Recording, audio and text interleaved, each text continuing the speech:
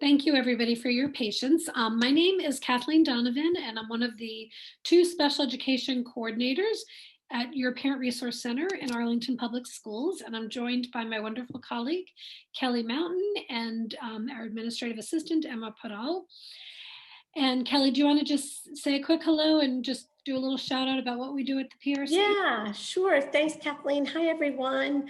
I'm Kelly Mountain. I'm the other coordinator at the PRC. And for those of you that don't know us, we are very happy to meet with families. Right now, we're doing it virtually, but the PRC is alive and up and running.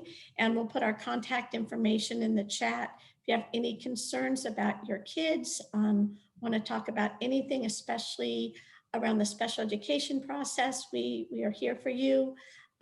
We also support a lot of learning activities like this wonderful presentation tonight. We have tons of resources and a lending library, and we're happy to support you and your family in any way that we can. So thank you so much for joining us tonight. And we will put our, we've already got it in the chat right now, so feel free to reach out. Great. And just as by way of Zoom protocol, we would ask everybody to maybe stay muted if you're not speaking. But I think Deb does want to try to respond to questions throughout the session. So if you have a question, you can use the feature to raise your hand or put a note in the chat, and Kelly and I will monitor that and let Deb know that there's a question or two. Feel free to keep your cameras on if you like, but also no pressure. We know some of you may be listening and cooking dinner at the same time.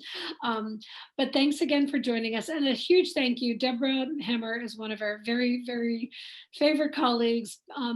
She's incredibly knowledgeable, but also extremely generous with her immense depth of knowledge and her talent. She's been offering parent sessions like this for as long as really she's been with us at Arlington Public Schools. And every time Deb presents, I know I learn a lot. So I'm really glad that you're here with us tonight. And Deborah, I'll let you share any other information you'd like, but thank you for joining us. We'll turn it over to you. Thank you so much. I'm always happy to present to parents, and I love working with Kathleen and Kelly. So do take them up on their offer to meet with you because they're fantastic. I'm going to close the poll if that's okay. Can I do that? Yeah. Okay. I do thank you all for putting your information about why you're here tonight in the chat. That does help inform me so that I can better serve you tonight. Do feel free to ask questions if you want to put them in chat or raise your hand. I know Kelly and Kathleen and Emma will be looking at that and prompting me so that I will stop and address whatever questions may arise.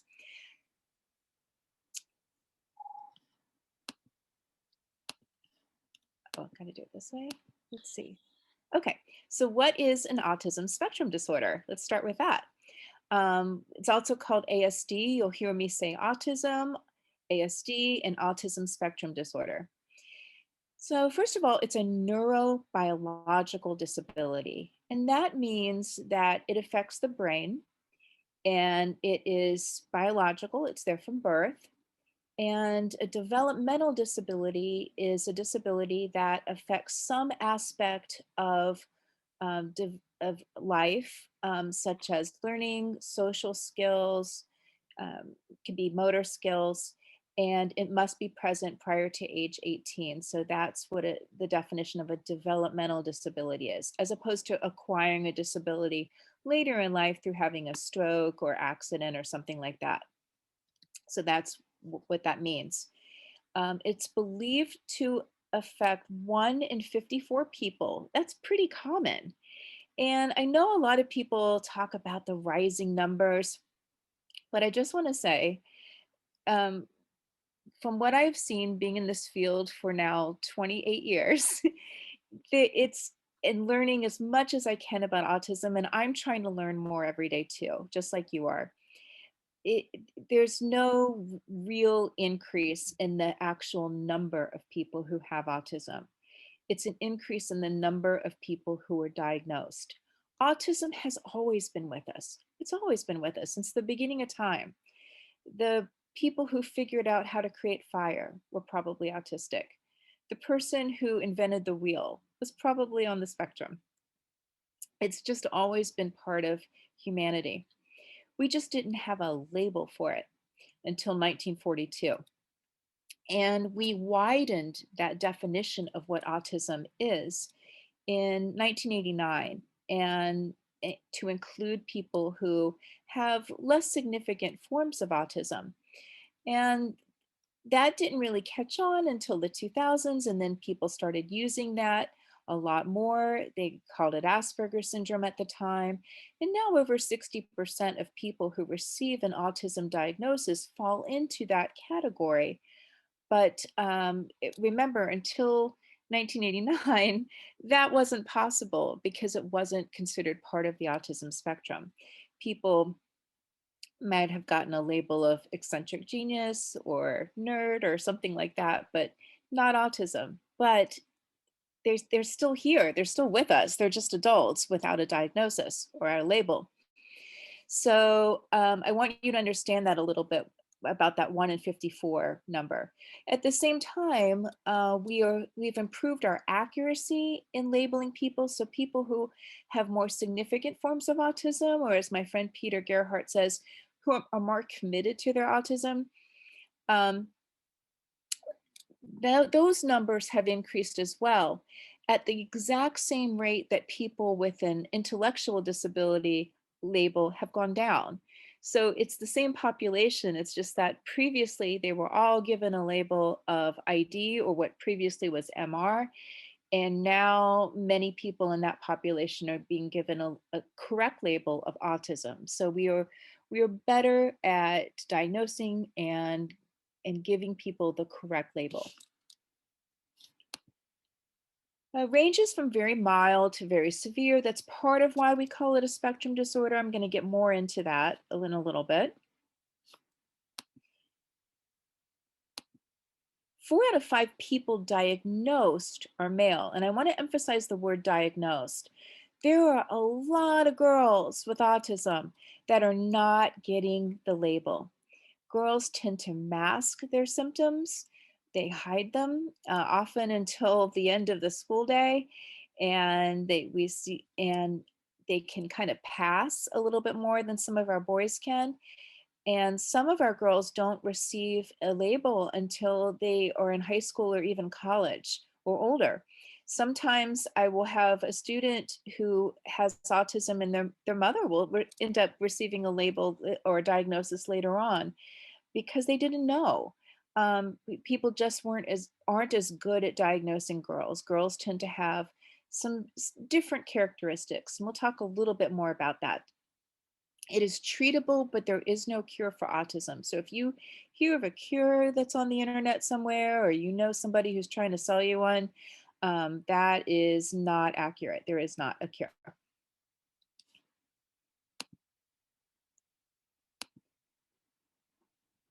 So there are 2 common characteristics of autism that are primary. One is impairment in language, communication, and social interaction. And the other is restrictive and repetitive behaviors. And we'll talk more about what both of those things mean. But all people who have a medical diagnosis of autism or an educational label have to have both of those characteristics.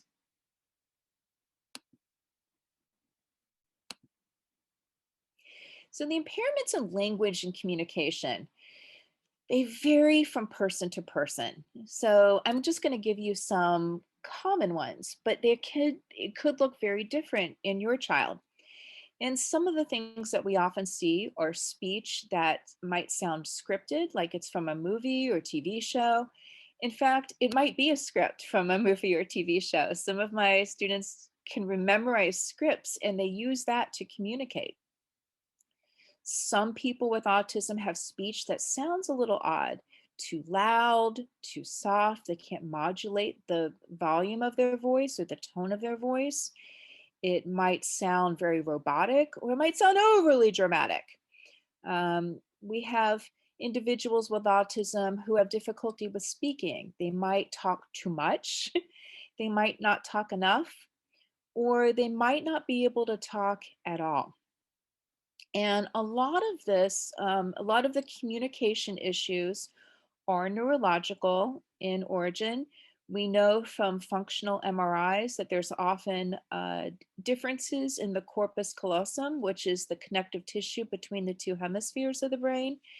And in order to process language, language has to go through both hemispheres.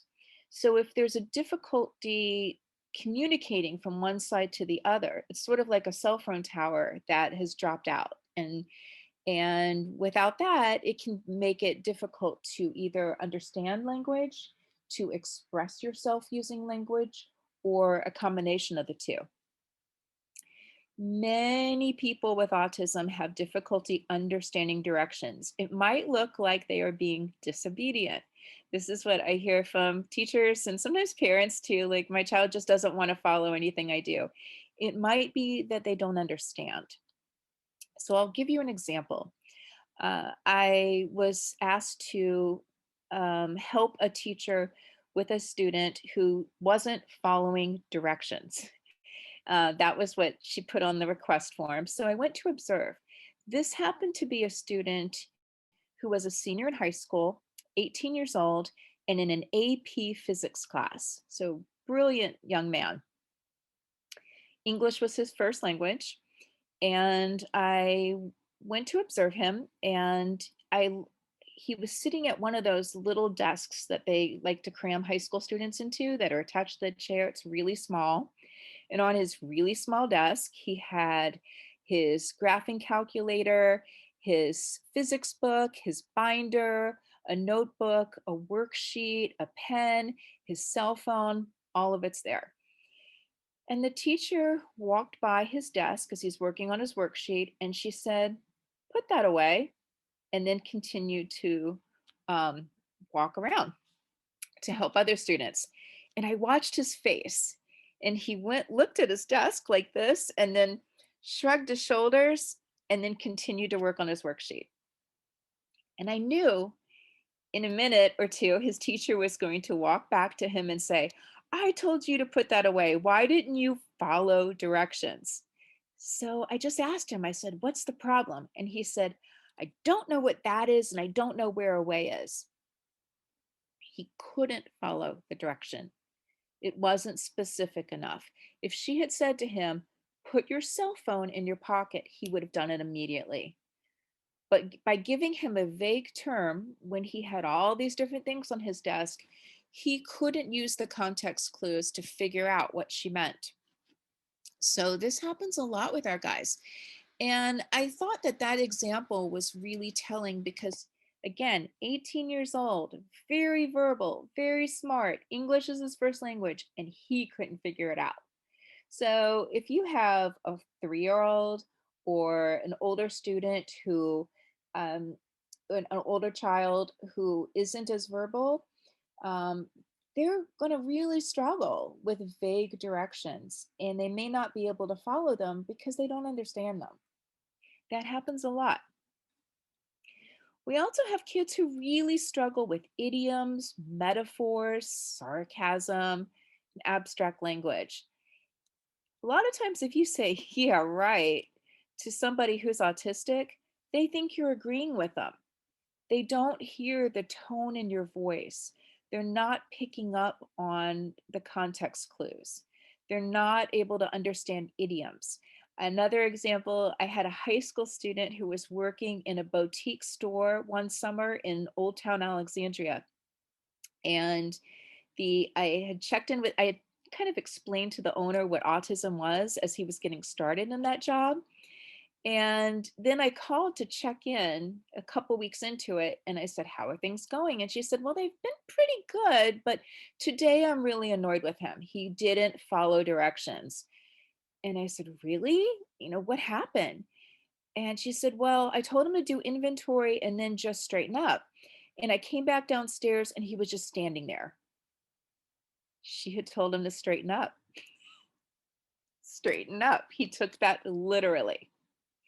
And when I explained to her what had happened, she didn't believe it at first. She was like, "No, of course he would understand that."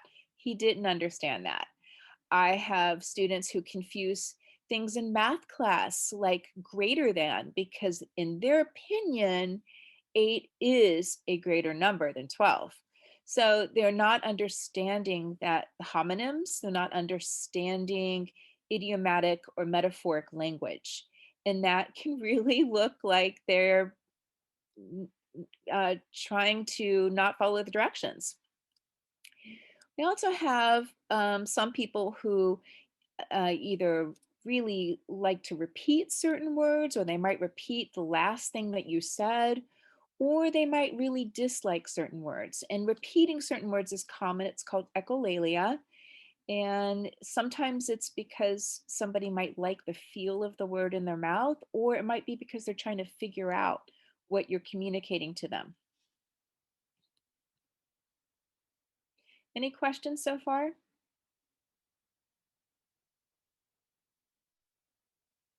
Not yet, Deb. I think everybody's following along. Those are really Okay. good examples. Okay, great. All right. Our next area is impairments in social interaction skills. This is probably the hardest part of having an autism spectrum disorder, because as a species, we are very social. We have to connect with other people throughout our lives. And when you struggle with that, it can be very isolating.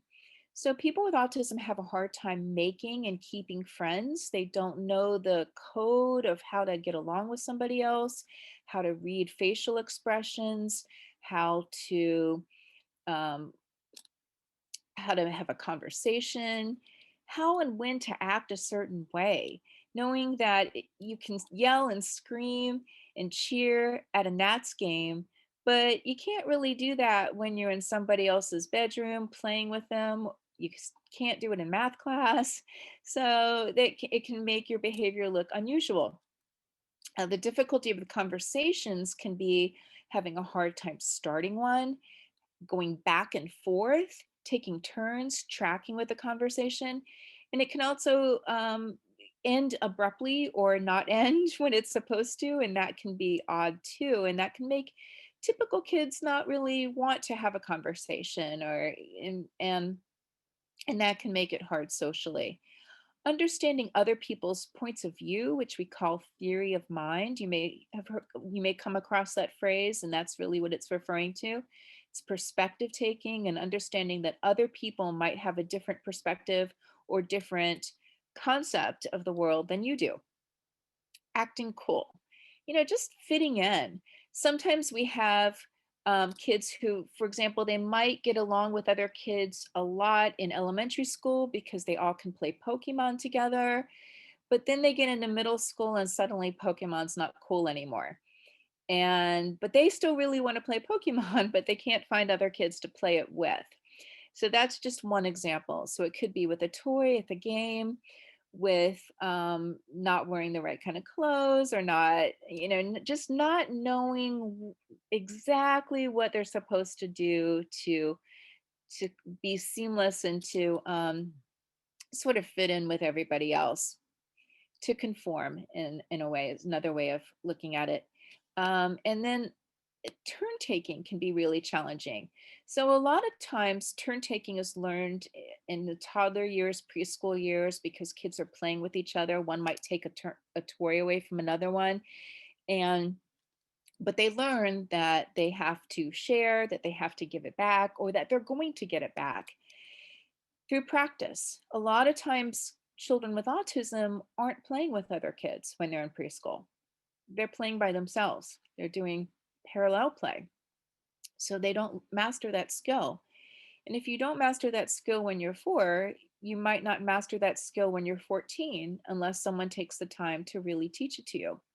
And it can make our kids sort of not the best sports sometimes when they are playing games or playing sports with other kids. They may not know how to turn take. They might not know how to wait their turn when they're waiting in line. They might not know um, how to lose. And all of those things are a part of that. And those are critical for social interaction. And finally, the unwritten rules. These are all the rules that you're just supposed to know. Nobody writes them down for you. You're just supposed to figure them out. And I'll give you an example. I did my undergraduate degree at University of Georgia. So when I moved down to Georgia, I learned that when you're walking down the street, you have to wave and say hi to everybody you see. Because if you don't do that, people think you're rude. Okay, so I learned that skill. And then I moved up to DC. And I learned very quickly that they do not do that here. That's an example of an unwritten rule. It's just different cultural mores, different habits, different social skills that people do from place to place. And people have different social skills at different times in their life. If you, and they change. They're constantly changing and evolving.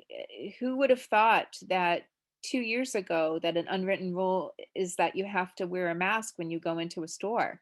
That was not an unwritten rule at the time. Actually, it's a written rule. But it's something that people have had to learn, and some people have had a harder time learning it than others. But that's a rule. And a lot of times people with autism don't pick up on these little unwritten rules. And I'll give you an example. So uh, I live in a high-rise building, as many of us do in Northern Virginia. And I had a new neighbor that moved in. And I heard some of the older women who live in my building and don't have a lot of hobbies except to gossip about other neighbors down in the lobby. And they said, "Have you met that new young man?" And someone else said, "Oh, yes, he's very rude and very scary." As a woman, I'm like, "Oh my goodness, we have this rude, scary man living in my building." So I paid attention. And I saw that there was a young man who had moved in.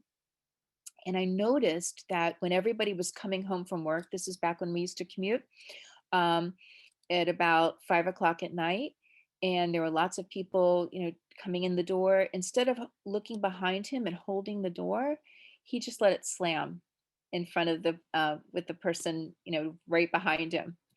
And I noticed that when the elevator came, instead of waiting for the older ladies to get off, or anybody to get off for that matter, he just marched right on, sometimes almost knocking people over. And then he would stand right in the middle. And if somebody to his right got off on, say, the third floor, rather than moving over and giving this person on the left some extra room, he just stayed right in the middle. So those behaviors look a little unusual. and um and so I got up the nerve to ask him one day, "Excuse me, can I ask you a personal question?" And he said, "I don't know, can you?" And I said, "Do you have autism?" And he said, "Yes. How did you know that?" So I explained, I'm an autism specialist, and these are some things I've observed. And he was mortified. He I got to know him, and he had graduated from college. He had a job at the Patent and Trade Office. He's living in his own apartment. I mean, by all accounts, a success story. He really is a success story. But since he grew up in a single family house where you don't have to hold the door for lots of people coming in, and there are no elevators, he hadn't learned some of these unwritten rules. And because of that, he was the weird guy in the elevator. So it took some direct instruction and prompting for him to learn the social expectations of that particular environment. And the good news is that he has learned them. He does have friends in the building. He not only holds the door, but he carries bags up for the older ladies. They now love him. He's on their social committee. He's the youngest by 60 years, but they love him. So there can be success, but there needs to be some direct instruction and prompting sometimes too, because people don't know what they don't know.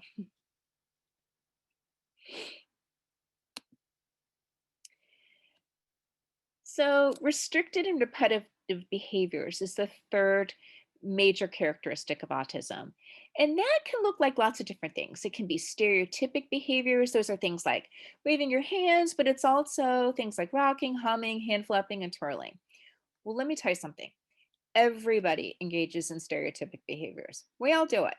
We play with our hair, we play with our phones, we tap our feet, we tap our pens or our fingers on something. Those are stereotypic behaviors that typical people engage in all the time. And we do it for two reasons. We do it either to help ourselves pay attention, especially in a workshop like this where we're tired, we've had a long day and we want to rev our bodies back up and we want to stay engaged.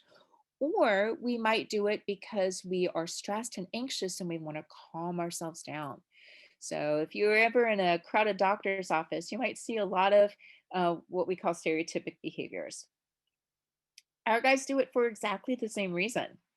It just might look a little different, but they don't realize that they look a little unusual. I have one student who likes to take his sock off and flap it back and forth, and that looks a little odd.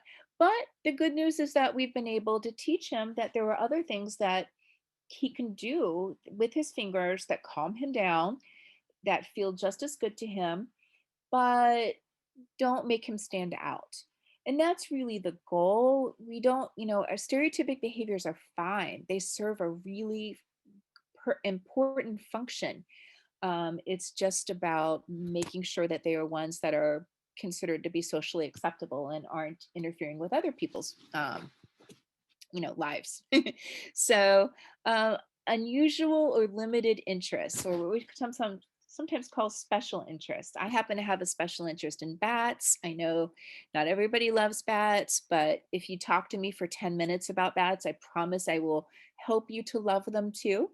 But I know a lot of autistic people who have special interests in um, 17th century Celtic poetry and in trains and in vacuum cleaners. And those may make you a little unusual if you happen to be in fifth grade, but it is okay. People like James Dyson, like I don't know if he's autistic. I've never talked to the man, but I have seen the commercial where he talks about doing 6,000 prototypes of the perfect suction in his vacuum cleaners. So yeah, there's a good chance that he was probably talking about vacuum cleaners constantly when he was 8 years old and probably loved them then too. And it's been a success story for him. It's been wonderful. So it's okay to have special interests because or passions is another way of looking at it. They're just not like what everybody else has. Need to place things in a certain order or a strong need to do a certain behavior. Like I have a student who likes to wash her hands 3 times before she leaves the restroom, exactly 3 times. And so it takes her a little longer to get out of the restroom. But now that we're in a pandemic, that's a strength. I mean, her hands are really clean. So if somebody did not have autism, they might receive a diagnosis from a doctor of obsessive compulsive disorder if they engaged in behaviors like that. But because they have a diagnosis of autism, we say is just part of the autism. They might have a strong need to do things over and over again the exact same way. And they also might have what we call perseverative thoughts. They think about the same thing and they just can't get a certain thought out of their head. So those are all examples of what we might see with restricted and repetitive behaviors. And then there are some additional common characteristics, and these include difficulty with change, and that could be change in the weather, change in having a substitute, change in not having their usual breakfast cereal. It could be anything. It could be avoiding eye contact. That is really common. A lot of people with autism have a hard time looking at other people's eyes and they get distracted by it. And that can even start in infancy sometimes. Good at some skills and not others. And that can just be a little confusing because someone might say, well, they're so good in Physics. Why can't he tie his shoes? Why can't he sign his name so that everyone can read it? Because those are fine motor deficits, which going down to the next one, motor skill deficits. Again, autism uh, um, affects the brain. So it can affect motor skills. It can affect any part of the brain. So a lot of times our guys do have motor skill issues and require occupational or physical therapy to help them with those. Sensory differences. This is huge. I have a whole slide on that for you. Hyperlexia. This is being able to read words, in other words, decoding, but not understanding what the words mean. A lot of children with autism are able to read at a much higher level, to decode at a much higher level than they understand. And it can be deceptive because you might think, wow, they're reading at a third grade reading level. But in reality, they're not understanding the main idea. They're not picking up on what the major points are. They're not being able to predict what comes next.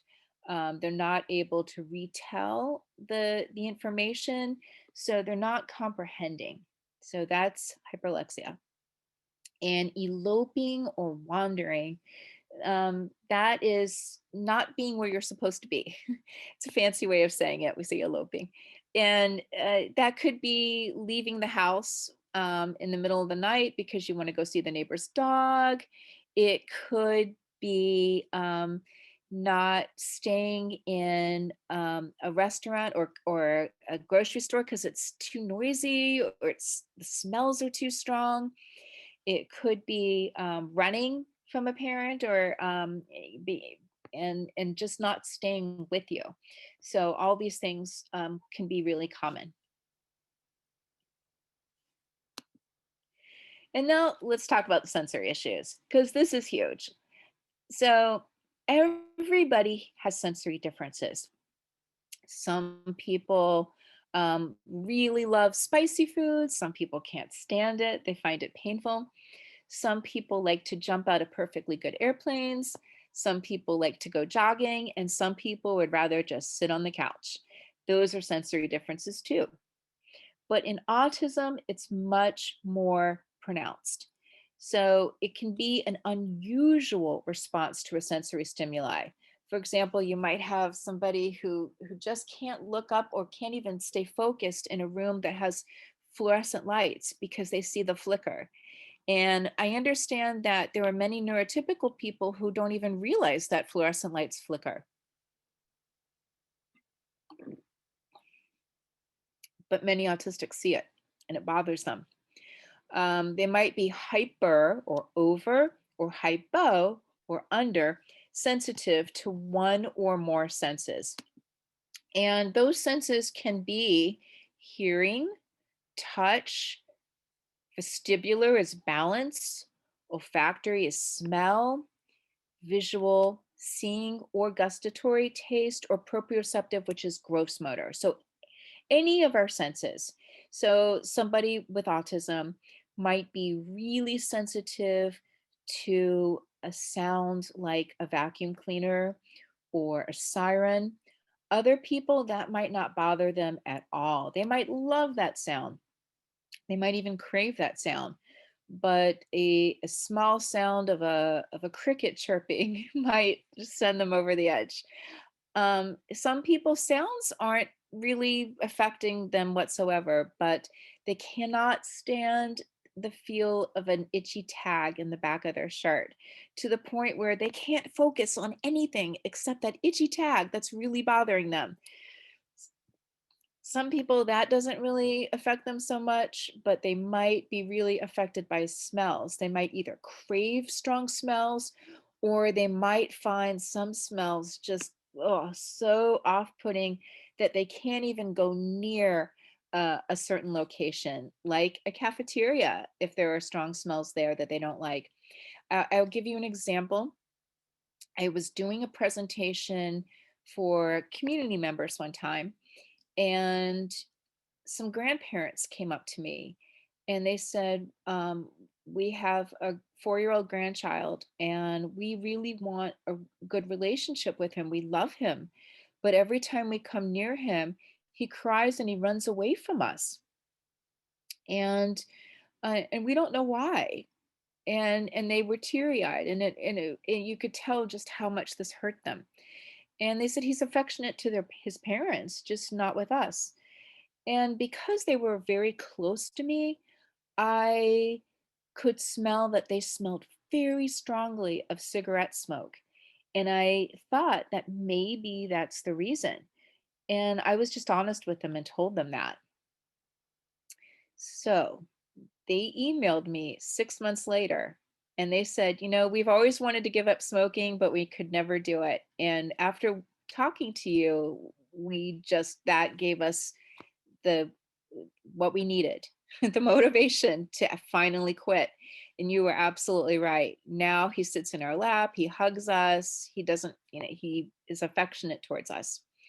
So strong smells can be really aversive sometimes to people with autism. And what that strong smell is going to vary from person to person because everybody is an individual, just like some of us like spicy food, some of us don't.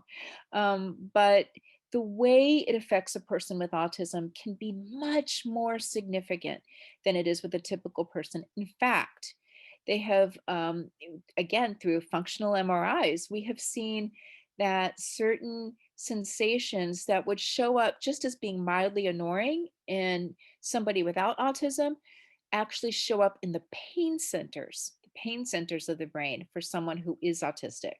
So it's not a mild exaggeration. They actually are feeling those sensations more significantly than other people are. At the same time, there are certain things that they might be undersensitive to and sort of craving those sensations. And that might be why they need to rock or jump or play with Play-Doh or have strong tasting food. So it's going to vary from person to person. But what I can tell you is that just be aware that most people with autism do have some sensory differences, and a lot of behaviors of concern are related to those sensory issues. So that's why we kind of have to do some figuring out sometimes. So, what does it mean to be on the spectrum? Some people think it's like a rainbow, somebody's over here and somebody's over here, or they think it's like a Likert scale. You're either a 1 or you're a 10.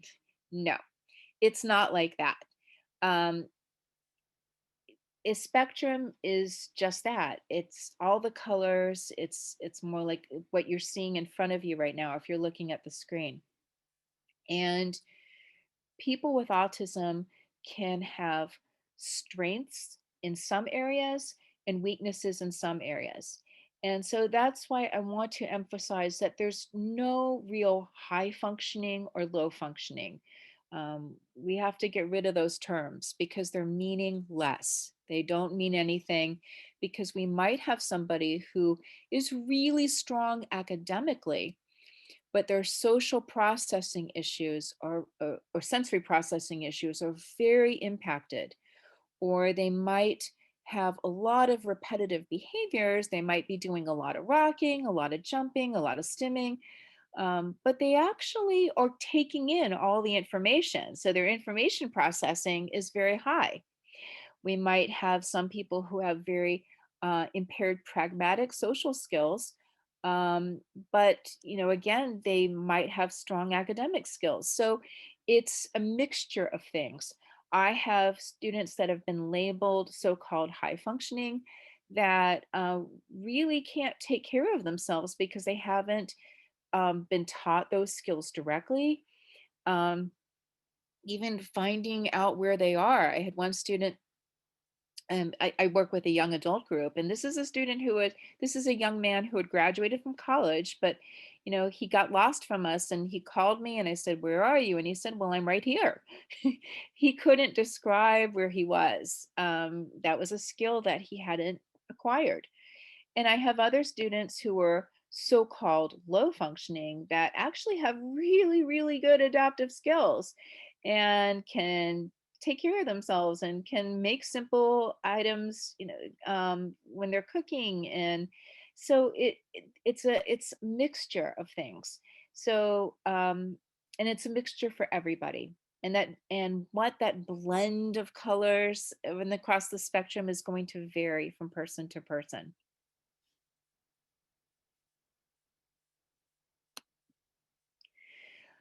Safety and medical issues. So this one, is a little problematic because people with autism do have some medical issues that are not as common with people who are not autistic, and I just want you to be aware of it. Um, about 30% of people with autism will have a seizure at some point in their life, often during puberty. Poor muscle control can lead to sprains or difficulty with handwriting. A lot of autistics have gastrointestinal problems. Many have ear infections, especially in childhood. Sleep problems are chronic. Many people with autism have a different circadian rhythm. They'd rather be up all night and sleep during the day. And if you're up at night, that can make you grumpy and irritable during the day. It can make parents grumpy and irritable on the day if their children are up at night. So just be aware that sleep problems are very common. Anxiety, because autism is somewhat of an disorder about being able to predict what happens next. And for somebody who likes routine and structure, that helps them predict. And if they don't know what the routine is, and if the routine changes, then that can cause a lot of anxiety. Pica, eating non-edible objects. That's very rare, but we do occasionally see it. Abnormal pain tolerance, either undersensitive or oversensitive. That goes back to sensory issues. And being either one can be dangerous. Not being very sensitive can make small problems become bigger problems. And depression. This is especially true for our teenagers with autism, and often loneliness and anxiety can lead to depression. So we just have to be really mindful of that, and make sure that our kids get support if they start to develop those issues. And finally, many children and sometimes adults with autism are not aware of traffic, water, and fire as hazards. So we have kids who might get hit by a car, for example, because they don't know they shouldn't run out. But we also have adults who get hit by cars because they know how to cross the street safely, but they don't know how to look around them, the situational awareness when they're walking through a parking lot. Water can be a hazard, drowning, and fire can be another one. So again, just things to be aware of. So receiving a medical diagnosis of autism is separate from receiving an educational label. They are completely separate. A medical diagnosis can only be given by a doctor or psychologist, and they have to have the criteria that you see on your screen, which we've already talked about. Um, and and they usually perform a battery of tests to ascertain whether they actually have a diagnosis of autism. You don't have to have a medical diagnosis of autism to be served in the school system. There can be some benefits to it.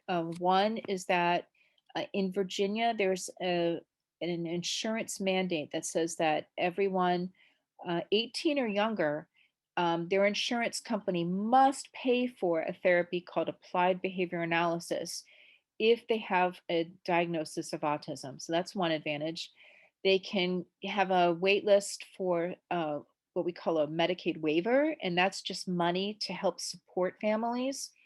It can be used for iPads, camps, um, therapies like music therapy or horse riding therapy or other things. And there aren't enough of these waivers, but you do have to have a medical diagnosis to apply for one. And finally, in adult services, to get supports in college or in the workplace, a medical diagnosis would be required. But it is not required to receive an education or an IEP, which is now what we're going to talk about. So an IEP is given by a school educational team, an IEP team, and you do not have to have a medical diagnosis to receive that. Deb, before we start jumping into educational supports, I just had a couple of questions that you maybe, if you're going to get to them later, that's fine.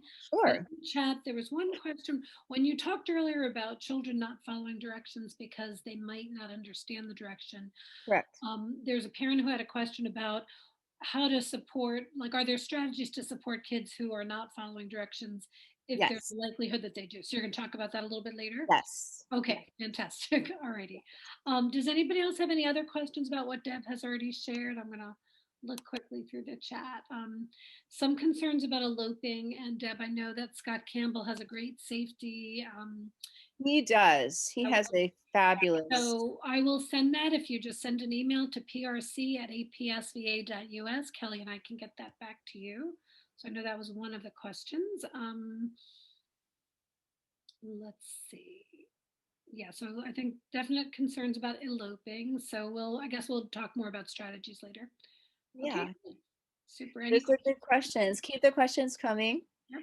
So now I want to talk about shades of the autism spectrum, associated terms. There are a lot of terms that are associated with autism, and you'll hear them from time to time. So one that is relatively new is autism levels 1, 2, and 3. That's under the new Diagnostic and Statistics Manual. And that's the book that doctors need in order to give a diagnosis. So there's a diagnostic code. So there used to be different labels, and now we have levels 1, 2, and 3.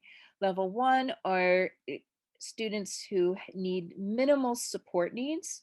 They do have difficulty initiating social interaction, have organizational problems, have planning problems, but they typically are on level or above grade level academically. ASD level 2 are people who have some challenges with both academics and with social and social skills. And they may have a really narrow focus with what they want to talk about. They may have some adaptive skill, need some adaptive skill supports. Adaptive skills are skills like brushing your teeth and preparing food and just kind of your basic taking care of yourself. And level 3 are our students who have the highest support needs. They may not be able to communicate using their voice. They may not be able to stay safe without an adult by them most of the time. And they may have a difficult time caring for their toileting and personal hygiene needs. And they might need more support academically. So that's kind of roughly what those levels mean. Asperger's syndrome is a term that we used to use for level 1. We no longer use it. It was named for Hans Asperger. The term autism and the term Asperger's syndrome came about at the same time in 1942 in papers that Leo Kanner wrote here in the United States. He was a physician at Johns Hopkins and at the time, and Hans Asperger was in Austria. And they both sort of describe the same thing, but Asperger's syndrome was more broad. He described also individuals that he called little professors, and he wrote in his paper, I myself was one. I am just like these kids, which is kind of interesting.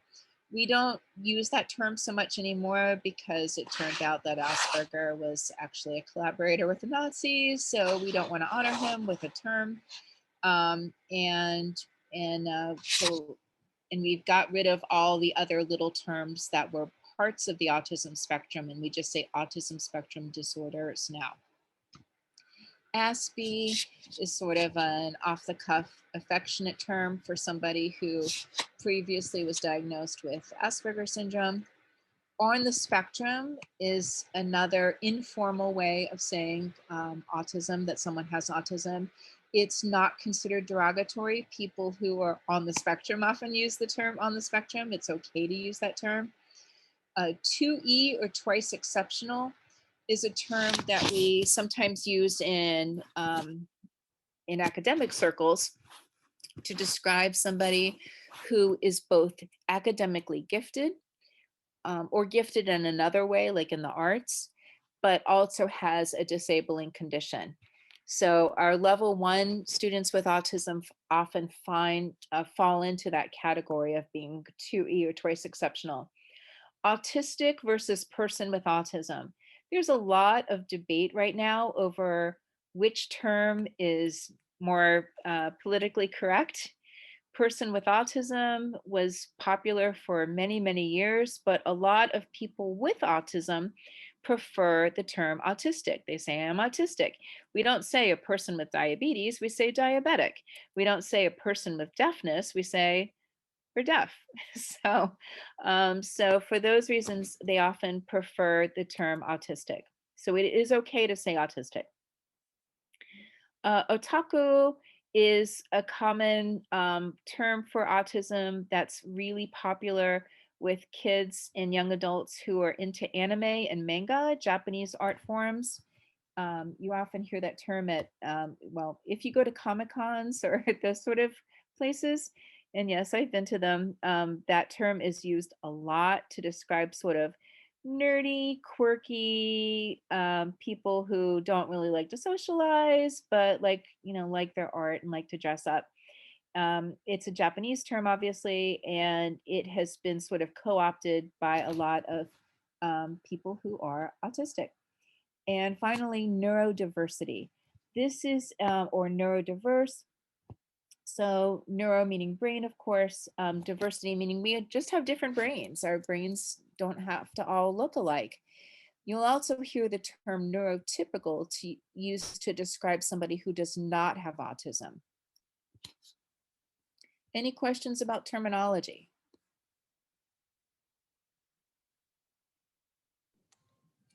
None in the chat, Deb. Okay, I'll keep going. All right, so what causes autism? Well,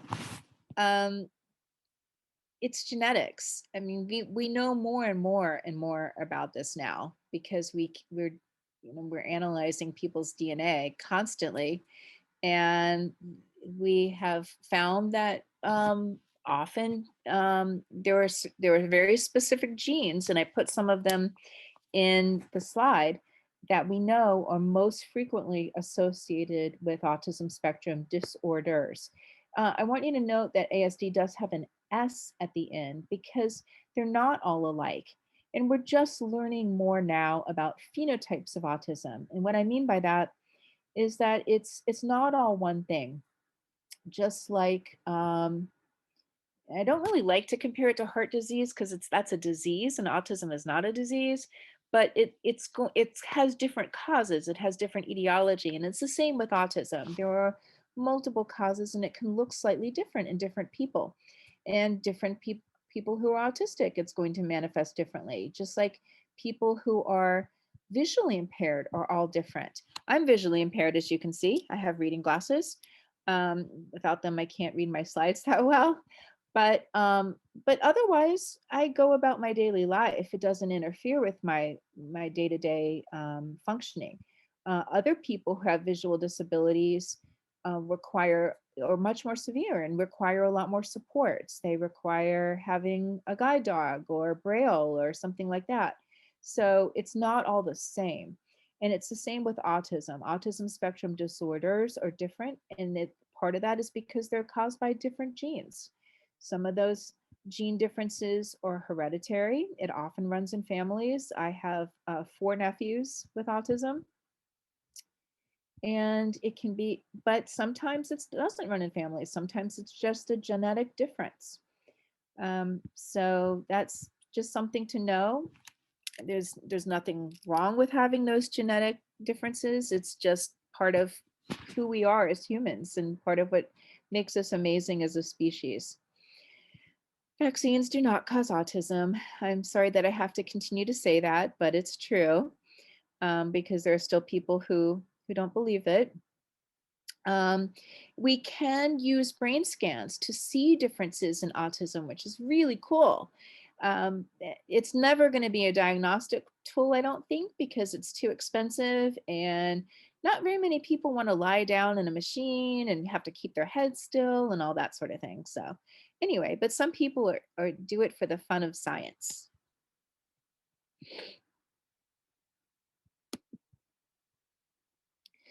And there can be some challenges associated with autism. There can be some things that are hard, difficult understanding and following directions. I mean, absolutely, that can make learning, it can make holding a job hard.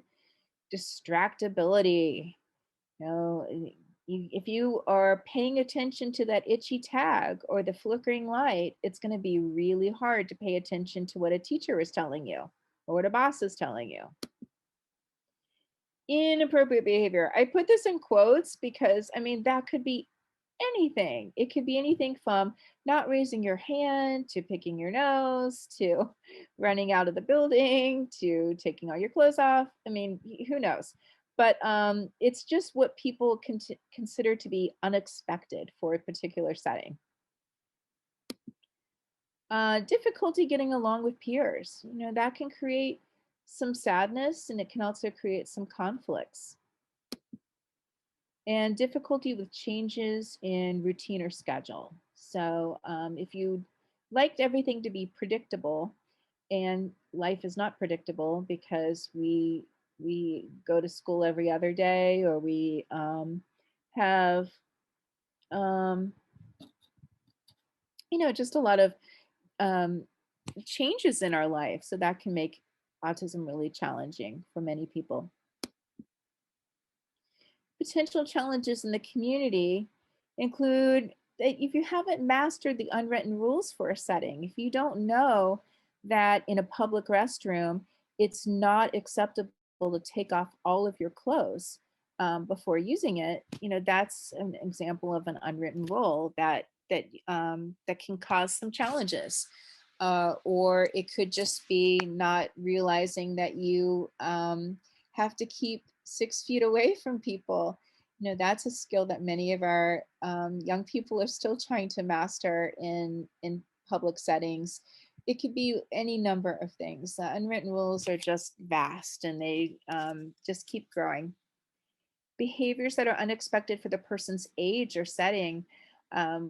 There's a student I have who is 20 now and still likes to play in their apartment playground, which is fine if there's nobody else around. But when there are parents who have 2 and 3-year-olds that also want to use the playground, it can be a little intimidating to have a 20-year-old running around the equipment or on the swings if you're not really quite sure what's happening.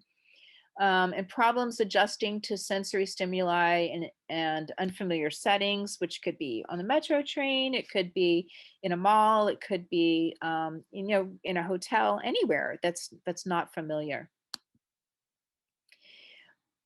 That said, there are a lot of good things about having ASD or being autistic.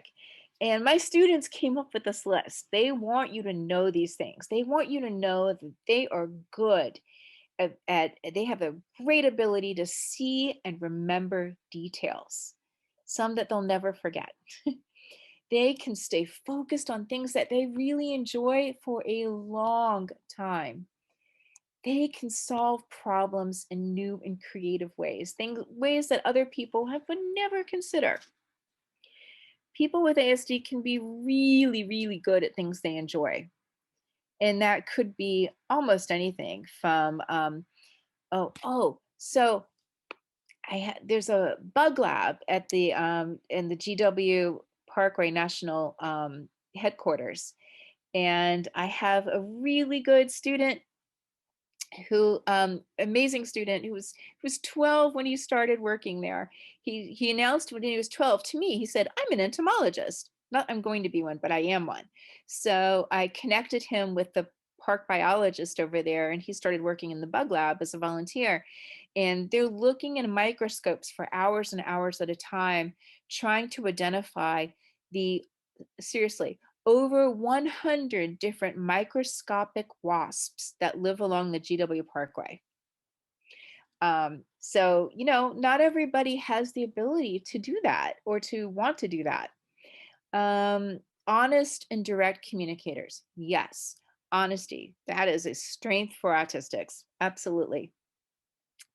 And friends with ASD are loyal and interesting. Oh, that's so true. They are fascinating, wonderful, wonderful people. And so it's great to cultivate friends with autism. And a lot of autistics like to have other friends who are autistic because they're just really cool people. So neurodiversity is awesome. Another one of my students picked out that poster and put it on her Facebook page for Autism Acceptance Month, which is right now, April, and I borrowed it for this presentation. She knows I borrowed it too. So yeah, there are a lot of good things. There are a lot of good things. And my older students are proud of being autistic. They are. And I hope that all of your kids will be proud of having autism too. They should be. There are a lot of really famous autistics, and I only put a few of them here because I can only fit a few on a page. But I'll just go over a few of them really quickly because you need to have these heroes. Your kids need to have these heroes. Temple Grandin, you've probably heard of her. Maybe you've seen the movie. You can stream it if you haven't yet. She is a scientist and she writes a lot about animals, and she also writes a lot about autism. Albert Einstein is somebody that we can't formally diagnose because he's dead, but he had all the characteristics that I talked about earlier. He had aversions to water. He didn't really like to bathe. He had a son who also met the criteria for autism. At the time in the 1920s, they didn't have a name for it, so they called it infantile schizophrenia. But he was able to take apart and put together radios at the age of 4. Susan Boyle won Britain's Got Talent a few years ago. She's a singer. David Byrne is both a rock star. He was in the Talking Heads and he has his show on Broadway. And he also wrote a book about chairs, as one does. Heather Kuznich is a model. Satoshi Tajiri created Pokemon, of course. He actually was kicked out of school when he was 16 because his teacher said all he does all day is draw these little characters. He's never going to amount to anything. Well, he's a billionaire, so he's doing okay. Clay Marzo is a professional surfer. Apparently, that's a thing. Bill Gates has autism. Shigeru Miyamoto created, I think, Atari and also Mario Brothers. And he also had autism. Stephen Wilshire, incredible artist. He lives in London where he has his own studio. He can fly over cities and draw them perfectly. And his drawings of these cities sell for hundreds of thousands of dollars. He's doing incredibly well. Oh, he doesn't speak, and that's okay. He's nonverbal, but he communicates through his art. So you don't have to be able to speak to communicate and to have a lot to say, and that doesn't stop people from being very successful either. Daryl Hannah is an actress, and she started out in classes similar to Arlington Public Schools' MIPA classes. She was in classes for kids who had very significant forms of autism. And she said that drama classes are really what taught her how to socialize and communicate because she learned scripts. And Steven Spielberg is a director who was labeled with autism I think about a decade ago. Deborah, Yes. thanks so much for sharing these. We've gotten really nice feedback. One parent said that she was in tears. I'm hoping that her son will see how things can be good. And Okay. both myself and another parent just comment on that. We love that you asked your students to indicate what their strengths are. The one question that I see that might be a helpful thing to address now Yeah. is Has genetic indicator testing changed? A parent wrote that she had reviewed their family history, which did include autism, with a genetic counselor who indicated back in 2014 that they could not check genetic indicators for autism. So the question is, has that changed Oh, since? yes, it's changed quite a bit. Yes, yes. And a lot of these genetic issues are more recent, where they've been able to identify these genes. Now, as far as testing, like commercial testing, I'm not sure how common that is. Most of this is still being done in clinical settings, and it's being done for clinical purposes, in other words, for research purposes. So in order to get a test, I'm not sure that you would be able to just go to any commercial facility and be assessed for it. I believe you would probably have to get into a study, because theirs are not on the market yet.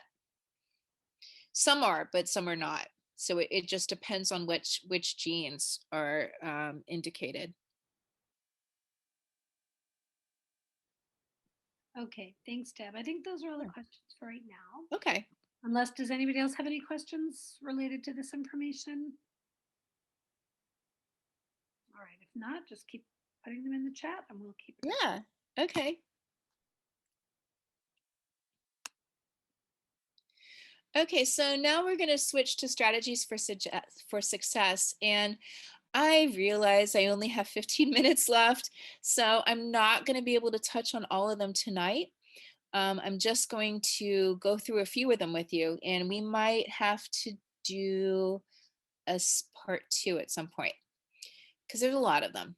And some of them we'll do in separate sessions at some point. We occasionally will do a session on just like, here's a couple good strategies. So first, it's important to know, for those of you that are new to the process, that there are IEPs and there are 504 plans. An IEP is something specific to school, K through 12 school, or K through 13, really, because our students are entitled by law to stay in school through their 21st birthday. And we do have a really good program in Arlington called the PEP program that hopefully you'll get to be able to learn more about as your kids get older. 504 plans, on the other hand, are a federal program that applies to everybody. And these are accommodations that can be used in a school, in a workplace, in a college, in all kinds of different settings. So sometimes if a student just requires accommodations, they might just get a 504 plan. But if they require goals and services, then an IEP would be more appropriate. But all of our students, once they leave school, they would transition to a 504 plan as opposed to having an IEP. And it's important to just make sure and to advocate that all the members of your child's team are familiar with that IEP. And as your kids get older, that includes your child. They need to know, they need to be part of it. They need to be included because it's theirs. It's about them. So, so they need to start hearing the term and start being educated about what an IEP is. And many of our older kids actually lead their own IEPs. So, so that's what we want to strive for. And so they have ownership of it. And even students, again, who are less verbal or have more support needs can be taught how to do that and to take ownership of their IEP. As far as other staff, we want to make sure that the bus driver, that the assistants, that anybody who's working with them knows if they have a behavior plan, knows that they need a fidget, knows that they might have, if they have a seizure, or if they have other needs, or they have sensory issues and need headphones. So we want to make sure that everybody's on the same page. A sensory diet. So as I mentioned before, sensory issues are huge, and we want to make sure that all our kids have their sensory needs met every day. And that's going to look different for each person. It could include things like squeezy balls and hand fidgets. It could include wearing a backpack, just to give some pressure, or headbands. I have a student who used to like to rub his temples all the time, and it looks a little unusual. So I suggested he wear like a sports headband, and he loves it. And he wears that all the time now. Weighted blankets, sunglasses or soft lights instead of the harsh fluorescent lights, breaks to move around. Movement breaks are really important. Headphones, chewy objects. There's a company that makes something called jewelry, and you can wear it as like these really fun necklaces, and you can chew on them. Music can really be helpful, and aromatherapy. And by the aromatherapy, I don't mean like spraying Glade, but there are like essential oils that come in like these cool little inhalers, so that they're not, you're not spraying them or wearing them in a strong scent that could bother somebody else. It's just something that you can discreetly smell yourself, and those can work really well. There are companies like Stimtastic um, and Fun and Function that sell a lot of really good sensory tools. Modifying the environment.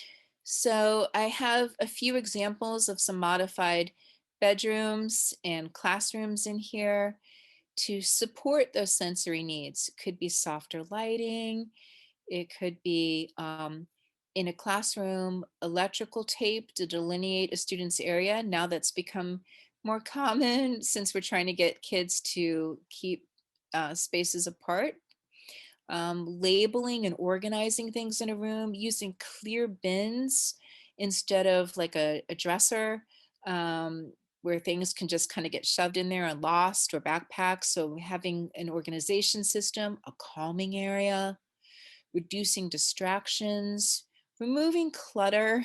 And again, the bins.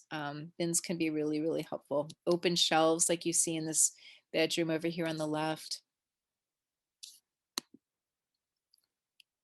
Adaptations. Adaptations are things that we put into the environment. We add to the environment to add extra supports. And these are often added on an IEP.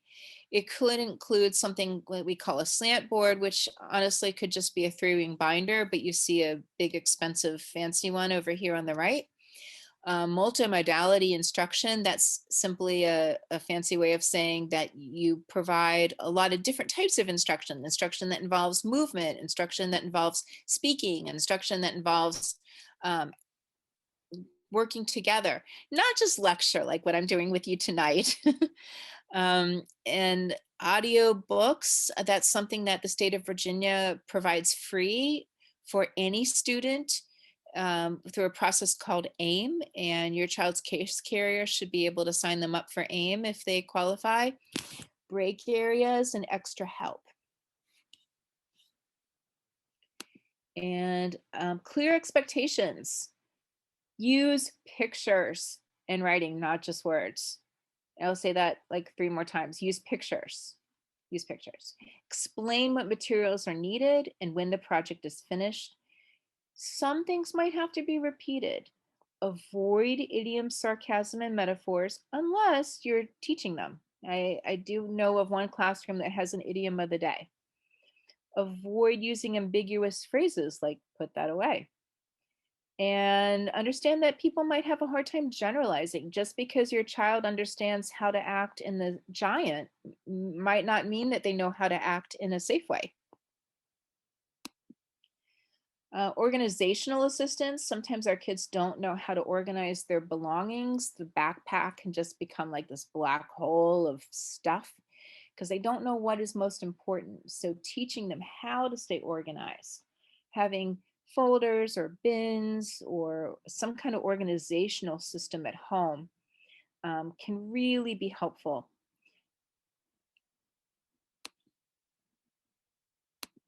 And I want to go back to that one. Visual supports. So yes, spoken directions are confusing. So try to use visual supports whenever you can. That can be picture symbols, like this little one who we're trying to get him to raise his hand. So we have a sticker and a picture of him on his desk that says, "I raise my hand when I have something to say." Could be a reading window that you slide down a page. It could be highlighters. It could be pairing words and pictures. And we use visual supports because they attract and they hold our attention. They remind people of the rules and expectations. They reduce anxiety. And that's true for all of us. You know, when you need to use a public restroom, you look for the woman wearing the cape or the man, and you know which one to go to. So it reduces anxiety. You know you're not going to make a mistake. It makes abstract concepts more concrete, and it helps students express their thoughts. Sometimes they can't tell you what's wrong, but they might be able to draw it, or they might be able to point to it. Here are a few examples: a calming menu to remind someone to stay calm. I want to tell you, I almost always use photographs and not these little line drawings, but because of confidentiality, I didn't want to include photos of my actual students in these. But if some of you want to allow me to use photographs in the future, I'd be happy to accept that. Visual cues or things like this placemat so that a student can set the table at home, or something we all might use like sign here. I know that my in taxes they often use those and other places. Okay, here's some other examples: calendar, choice board. And I sometimes get this question from parents or teachers of older kids, but aren't they too old for visuals? No, we never outgrow our need for visual supports. And that's partially because you only need one hemisphere of the brain so it's easier for humans to comprehend visual information than it is to comprehend verbal information. That's true for all of us, but it's especially true for someone who has a communication disorder like autism. So using picture symbols is really the way to go.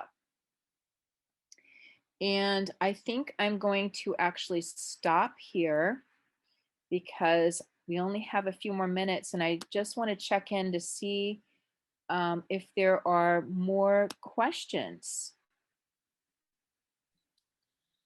So I guess, Deb, if you could maybe expand a little bit. I mean, I think some of the strategies you started to introduce, like visual supports, could help with students whose behavior might even look oppositional. I think the one Yes. question said when kids are doing the opposite of what you asked them to do. So can Yep. you speak a little bit more to kind of, if then, and some strategies that. Yeah. So we could do a whole session on that. And I'm happy to talk with parents individually too, to problem solve a particular child's behavioral needs. But it could be something like adding a reinforcer component. It could be saying first this, then this. It could be having a visual schedule so they know that their computer time or their ice cream time is coming, just not right this second. So they know, again, it's prediction, knowing what to expect. Um, it could be just making sure you reinforce the expected behaviors and giving them lots of praise. They may be requiring your attention, but they don't know how to get that positive attention, so they're seeking negative attention instead. That's possible too. So I'd have to know more about the individual situation, but I am happy to talk with you at some point individually. Thanks, Deb. What's the best way if somebody wanted to talk with you? Can we put your email address in there? Absolutely. Yes. Please Great. put my Thank you. email in the chat and I'm happy to talk with you. And I'm also happy to refer you to my two wonderful colleagues, Laura DePatch and Erin Donahue, who are also autism specialists and work at some of the schools. We have sort of this school split up.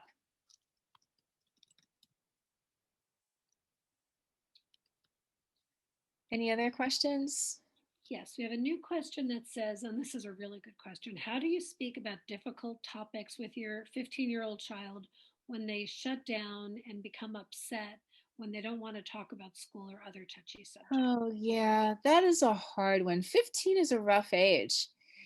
And that can be when the time when typical kids kind of start to pull away from their parents too. Heckel wrote about that in his dialectical theory, which Kelly and I talked about a few weeks ago. It's very common. It could be just, just pairing, just creating some safe spaces and some time, some dedicated time to do a preferred activity together, and then opening the door to having some conversations. It could be with a child and family therapist who can provide some specific strategies and supports to assist you with that. Um, it it's going to be different for each person, but I do want you to know that you're not alone with that, that is a really common issue for kids to sort of shut down. And the one thing to worry about is that that might be the beginning of depression.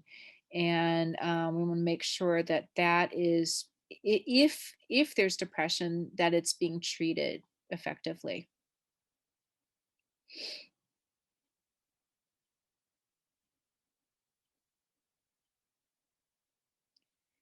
Anything else I can help anybody with tonight?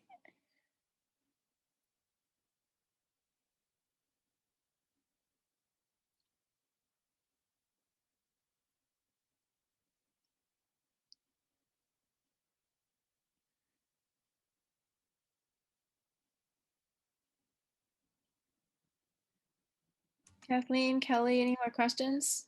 Deb, this Sorry. Go I ahead, was Kelly. there is a question about resources for therapists who treat autistic kids. The PRC, we do have some resources, but Deb, if you had a list or some suggestions, and you could get to us, we could get those out to people. Yeah, I can try. It's my supervisors don't really like me giving specific.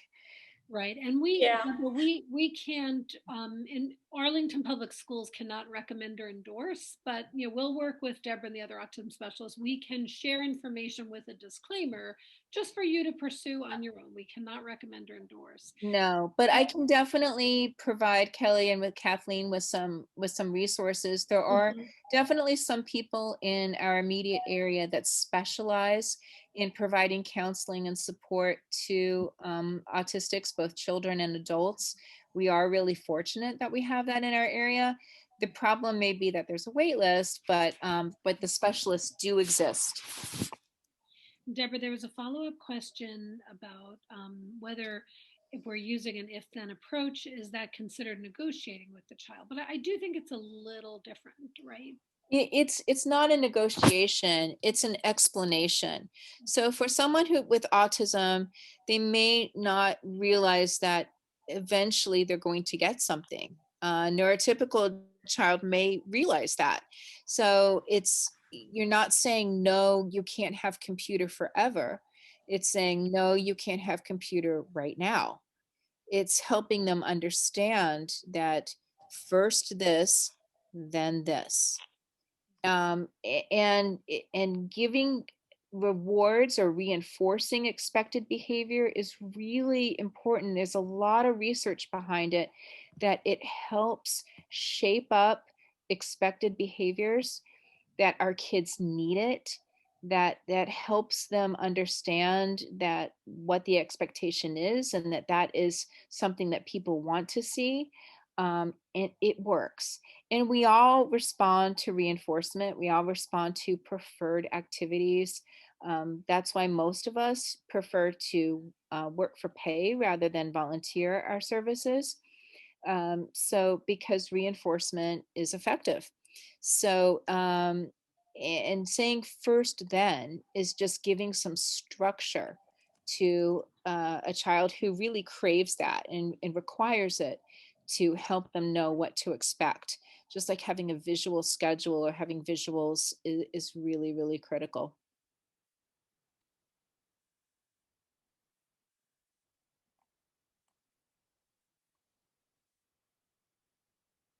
We Anything? are, I think, just a little bit past time. So I think what we're going to do at this point is thank Deborah so much.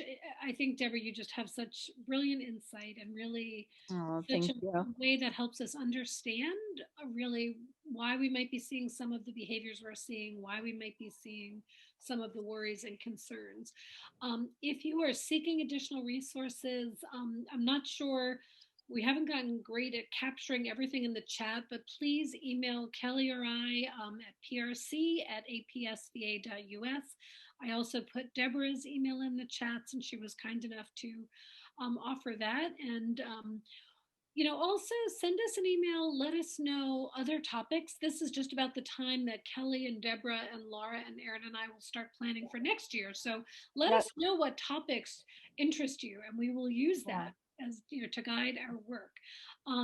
Someone is asking Deb if the slides are available. Is it okay if we post the slides on the PRC website? Yeah, if you don't mind putting them as a PDF, Yep, and absolutely.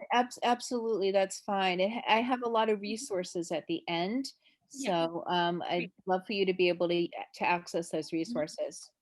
And Wonderful. you'll see it's a lot more slides. I just It's an I just put ambitious a topic. lot more. I start presentations and I just kind of keep going.